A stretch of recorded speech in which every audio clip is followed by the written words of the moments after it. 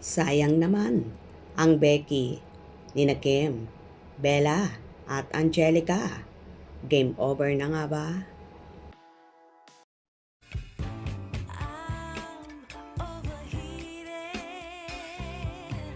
can hardly sleep at night, doing crazy dreaming.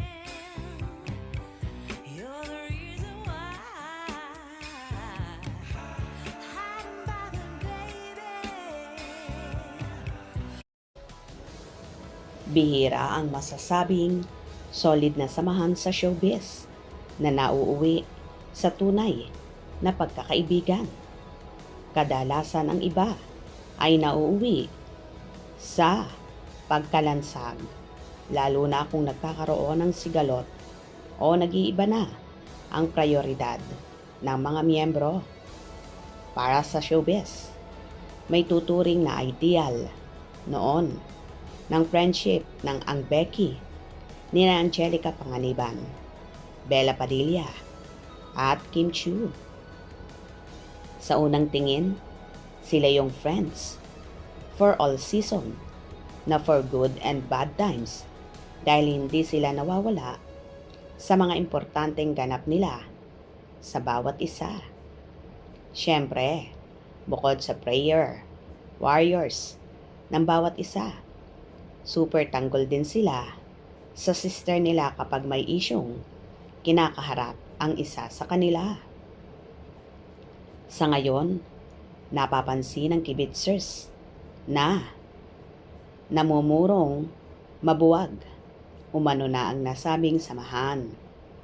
Wala na kasi iyong ibinabahaging close band ng friendship nila sa viral TikTok videos at solid na pagdalo sa mga mahahalagang ganap sa kanilang personal na mga buhay. May nang iintriga pang na bago na ang dynamics ng samahan ng tatlo. Nung birthday kasi ni Angelica ay hindi binati umano ni Kim ang kaibigan. Para sa iba ay kaduda-duda, lalo pat very consistent noon sa pag-greet ang Chinita Princess kina Angelica at Bella. Absent naman umano si Bella sa pa-birthday dinner noon ni Kim, kung saan no-show rin si Angelica.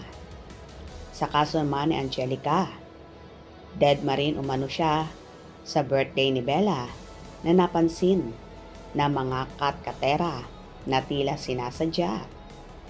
Kapansin-pansin din na hindi nilike umano ni Bella ang birthday post ni Kim.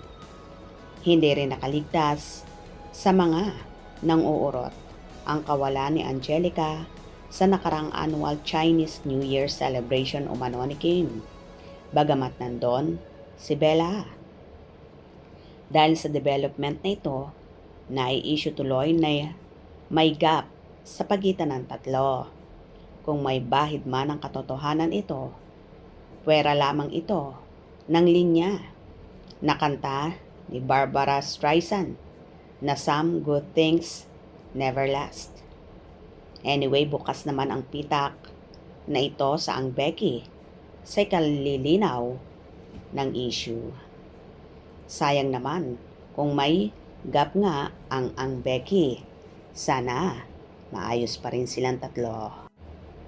Hope you enjoyed. Please subscribe for more info.